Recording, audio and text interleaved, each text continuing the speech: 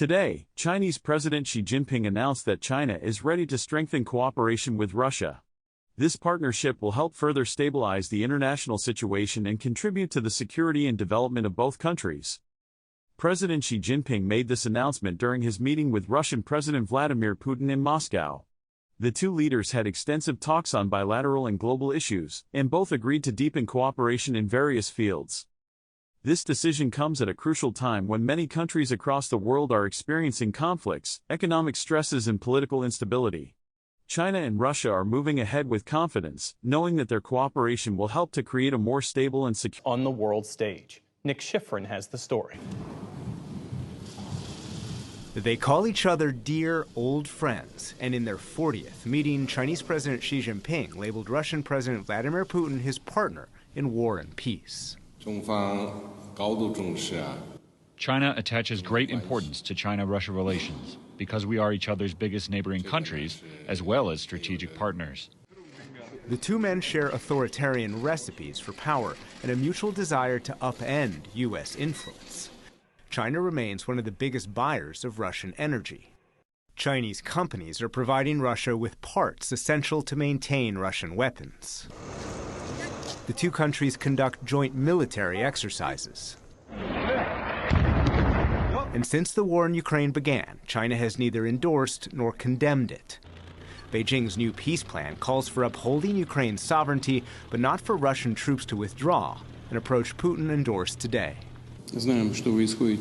We know that you proceed from the principles of justice and observance of the fundamental provisions of international law, of indivisible security for all countries.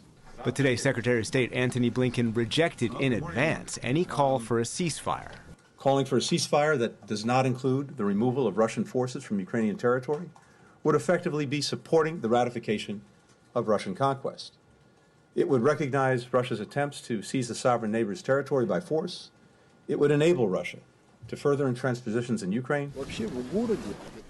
This weekend, Putin tried to show just how entrenched his position in Ukraine already is. In a staged and scripted nighttime visit, Russian TV showed him speaking to residents of Mariupol. Never mind the daytime view, a city nearly obliterated by Russian troops. This weekend, Putin also visited Russian-occupied Crimea, including what Russian media described as a children's center, one day after Putin became an indicted war criminal for allegedly overseeing the forced deportation of Ukrainian children.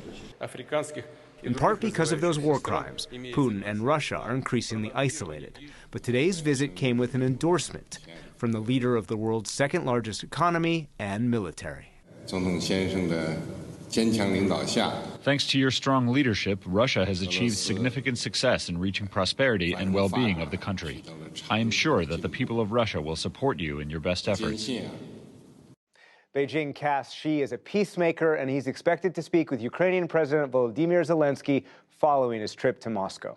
So what is driving the increased level of cooperation between Russia and China? For that, we turn to Sasha Gabuyev, a senior fellow at the Carnegie Endowment for International Peace, who joins us from Geneva. Sasha Gabuyev, welcome to NewsHour. Thanks very much. Firstly, how important is it for Putin to get this visit from Xi? It is very important because China, over the course of the last 12-plus months, has turned into a major supporter of Russia. It's the major market for Russian hydrocarbons and the major source of cash for Putin's war chest. It's the major source of imports, including dual-use imports and civilian chips that enable Putin's war economy going. When China stands next to you or behind you, you can say that you are not isolated. So I want to drill down into what China is sending to Russia, but first, let's get the other side. How does Xi Jinping see the importance of the relationship between Beijing and Moscow right now? I think for Xi Jinping, relationship with Russia was always important. Russia is an important source of raw materials, and Russia is the only like-minded authoritarian state on the UN Security Council among permanent members.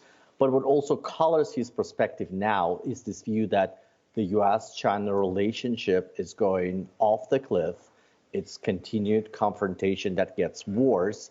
And here, Russia, as a junior partner, is a very valuable asset. And that is the case especially as President Biden sees the world, or at least paints the world, in terms of democracy versus authoritarianism, right?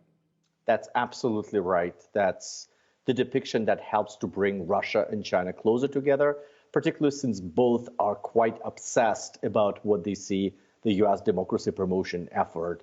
Both Xi Jinping and Putin see themselves vulnerable at home, and they definitely want to join hands to push back against U.S. hegemony. Senior U.S. officials are particularly worried about right now if China were to decide to send weapons openly to Russia. But how do you see China already supporting Russia's war in Ukraine?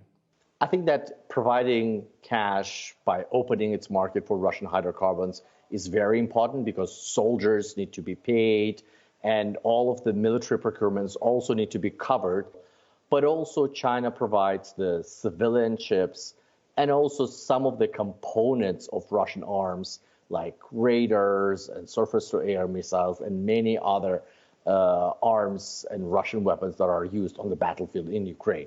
And are these supply chains that are going from China to Russia, are they long established? Because U.S. officials have repeatedly said that Beijing hasn't made the overt decision to arm Russia.